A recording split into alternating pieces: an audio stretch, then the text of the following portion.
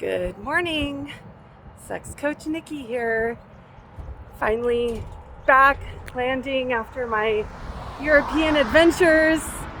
And right now I want to share a little bit about surrender and being in surrender and going with the flow. I've had so many things happen in the last week, and there were plenty of times where I could have thrown a temper tantrum, like definitely would have been justified to be getting very upset. Specifically, there was two things. One was losing my phone into the ocean about a week ago. Another thing, I had just created new social media accounts. I'm not able to get back into those with this. Now I've replaced my phone. What else has happened? I tried to buy a plane ticket to come home, and none of the payments were working. So I was going back and forth multiple times.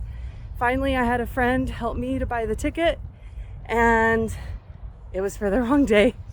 And I didn't realize it until it was too late. So I bought that whole ticket for nothing, wasted that money.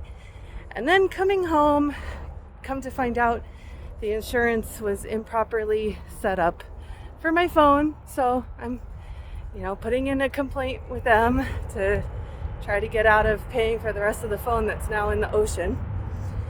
And I want to say my surrender is around what can I change? Like, if there's nothing I could change about it, then why waste the energy of throwing the temper tantrum and getting really angry? Now, don't get me wrong, I have definitely had some extremely emotional moments, and I'm sure there's more to come, because every time I try to set up something new on my phone, pretty much I have to, overcome even more obstacles. I'm still going through there's still grief, there's still frustration, there's still anger. There's a lot of grief because my phone, I didn't have it set up to back up all the time. So my latest backup is from 2023.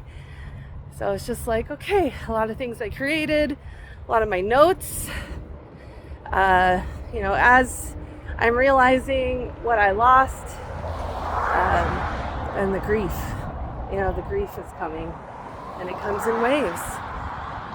So I'm just going to take a breath on that.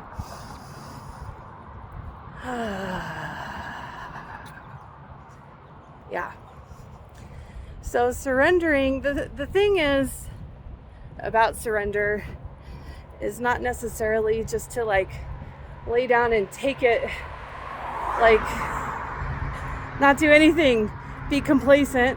Sometimes we do have to stop doing and stop pushing.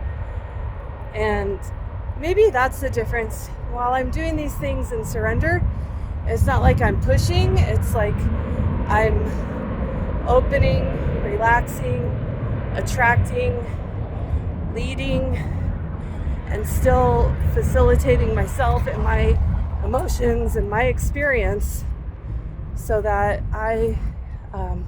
it's kind of like emotional mastery.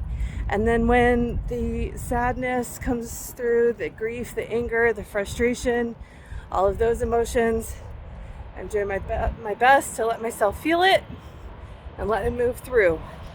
And that's the one thing that was really great, that I was grateful for on my trip. It's like, yes, I could be sad and upset, and I didn't have to let that totally ruin the day. I could still practice being where I was, being in the present moment, and knowing that I am safe, even though my nervous system might be telling me I'm losing all these things and there's some kind of danger. It's like, no, in reality, I am safe. Take a deep breath, relax my asshole, relax my pelvic floor, and just What's the next right step? What's the next right step?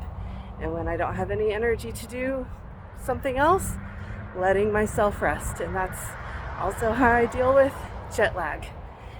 So, all right. I am working on designing my life. I want to be walking. And since I'm getting up so early from jet lag, I was like, oh, this is the perfect opportunity to be walking near sunrise.